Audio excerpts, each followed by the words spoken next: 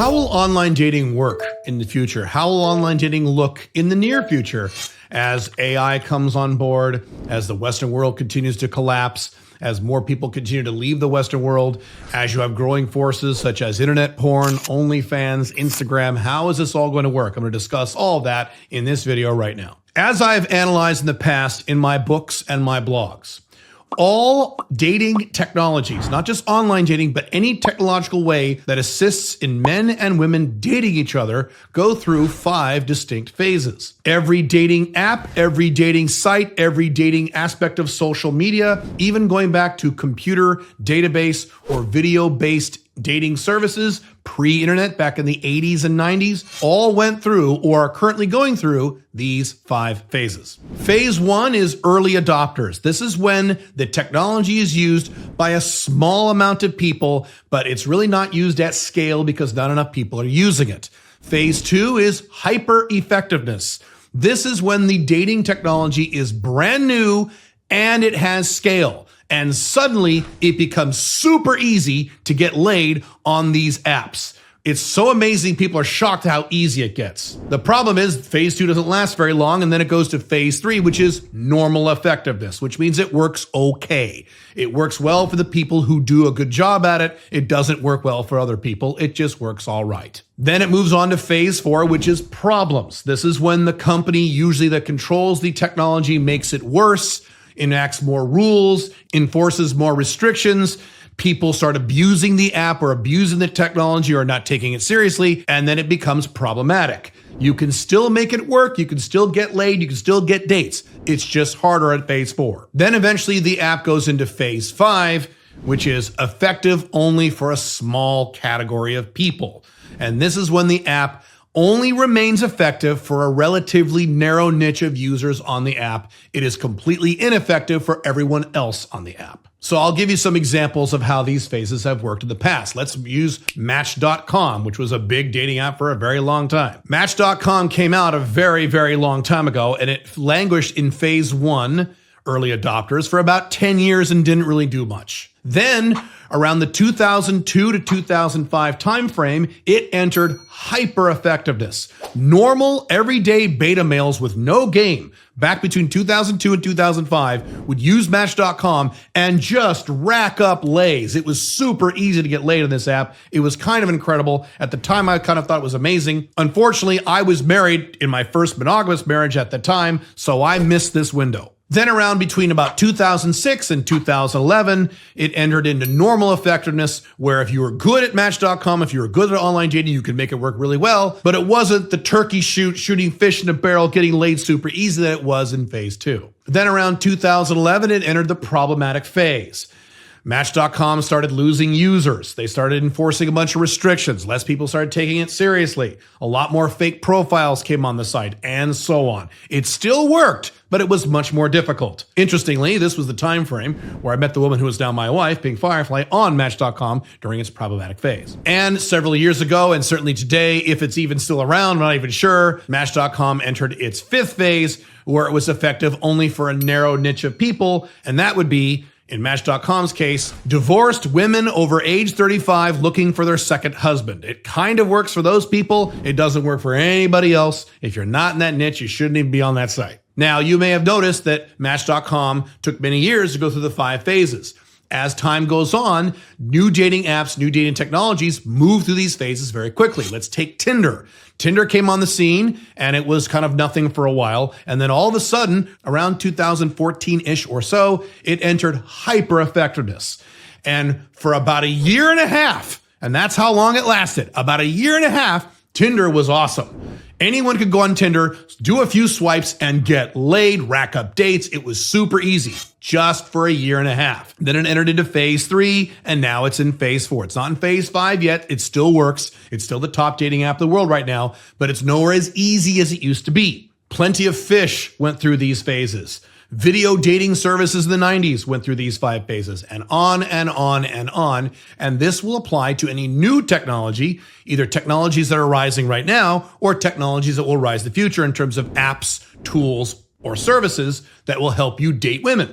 They will enter into these 5 phases. And for better or for worse, these 5 phases will last very quickly. Things move much more fast these days, so any new app that works really well is only going to work well for a while until it gets into phase 3 and 4 and 5. Now, before I go into more detail as to what is coming, if you like this kind of content, dating multiple attractive women all at the same time with no drama or cheating or problems, and having location-dependent income and living a free lifestyle as a man, you should subscribe to this channel, click the notification bell, leave a comment on this video, and put a like on this video, and that way you'll be sure to get this content for free in the future. Now, several years ago, I made several predictions about online dating apps and the online dating in the future. One prediction I made many years ago is that dating apps, dating sites, would become more social media'd. They would act more like social media sites. They would pretend to be social media sites, and more social media sites and tools would be integrated into online dating tools, and I was right about that. As a matter of fact, as Tinder entered into phase 3 and phase 4, a lot of women on Instagram basically used Tinder as an extension of their Instagram page to get more Instagram followers and not actually to date men.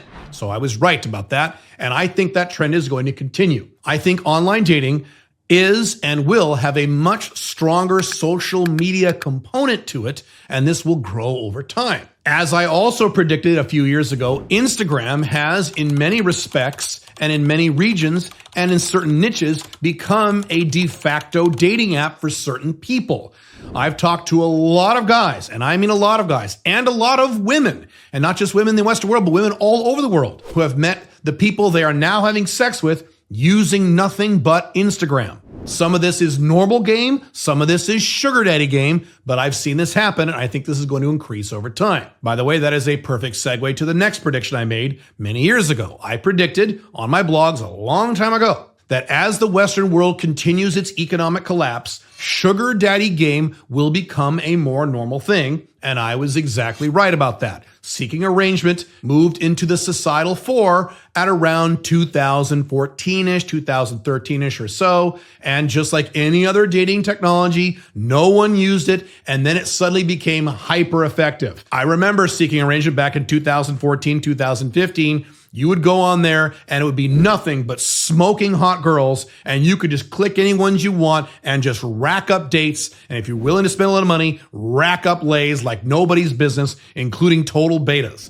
Is that the case now? No, it has now moved through the phases. It's around phase 4 right now, so it's not as easy as it once was. But sugar daddy game has now become a societal norm. Back in 2014-15, it was a weird, odd little internet niche for a bunch of losers. Now millions of people are doing it. Young girls are encouraging their girlfriends and their little sisters to go on seeking arrangement to bang older men to get cash. This has become a norm, and I predict this will become more of a norm as it gets even harder and harder to pay your bills in the Western world, as tax rates go up, as inflation rates rise, as cost of living rises, as Western currencies become weaker, as the United States, Canada, and Europe continue to collapse. Expect to see a lot more sugar daddy or sugar daddy type relationships and online dating over the next 10 to 15 years. This is going to get a lot worse. Matter of fact, I remember many years ago when normal girls on normal dating apps started asking men for money.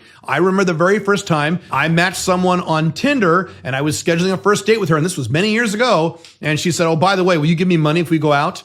I said, I was right. It is now happening, and you'll see more and more of that as time goes on. Another prediction I made, and I made this one not publicly because it was 20 years ago when I was not as public a figure, but I said 20 years ago, and I said it multiple times to a lot of people, it will be perfectly normal in 20 years or so for normal, middle-class, suburban white girls who are young to do porn.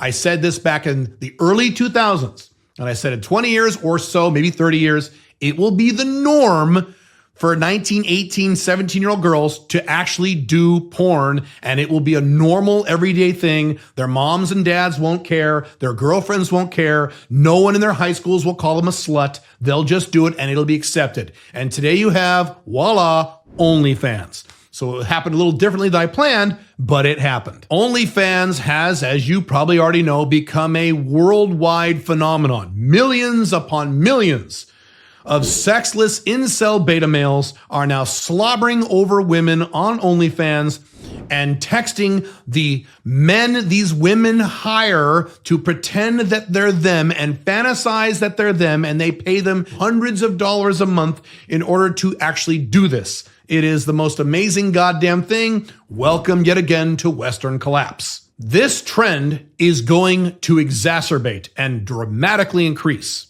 because of losers, MGTOWs, black pill guys, herbivore men, weirdos who like to talk to women on OnlyFans, simps, and all these other subcultures of men who either don't want to have sex with women or feel like they can't have sex with women incorrectly. This market segment is going to grow and expand over the next several years, perhaps several decades, which means that the dating pool for attractive women is going to increase for alpha male 2.0s like you and me. I have said many times that many of these trends are very bad for society, but very good for us. If you are an alpha male 2.0, even frankly an alpha male 1.0, it is now going to be easier to get laid with attractive women than you ever thought before. And I have personally experienced this over the past 5 years. The ease at which, and I'm talking both sugar daddy game and normal game, the ease at which I have been able to get with very attractive women in ways that would not have worked 10 years ago, 15 years ago, 20 years ago, when America was economically stronger, when men had higher testosterone and were more masculine. It's crazy, and it's going to get even easier. So you're going to have this weird dynamic of more and more men on the internet complaining they can't get laid, or the Chads are getting all the girls and all this other bullshit. It will actually be easier for those men willing to take the time and the effort to work on their physical appearance, outcome independence, confidence, game skill, and putting in the numbers, those 5 things. It'll be a lot easier for you to get laid, including with very attractive women. And that applies to, again, both segments, normal dating and sugar daddy dating. In both those scenarios, these things are going to get easier. They already have gotten easier, and they will continue to get easier. And online dating, whatever form that will take in the future, will be at the forefront of this, certainly in a post-pandemic world. So all of these trends that I predicted have not only come true, but they will all increase. That will be more social media and or social media aspects to online dating, more sugar daddy game in various different forms. There's lots of different ways in which that takes place, but more of that.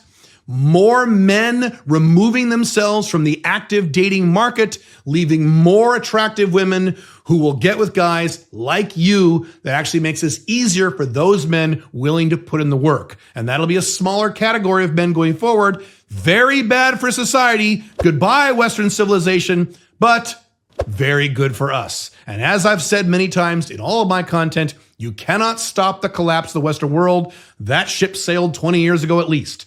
So if you can't stop the collapse, you might as well exploit it and benefit from it. Be the alpha male 2.0. Use these technologies to meet your woman goals and live a great life. Perfect segue to that is you build your SMB for you and not women. And if you want more specifics on that, you need to watch that video right there, and I'll see you in that video.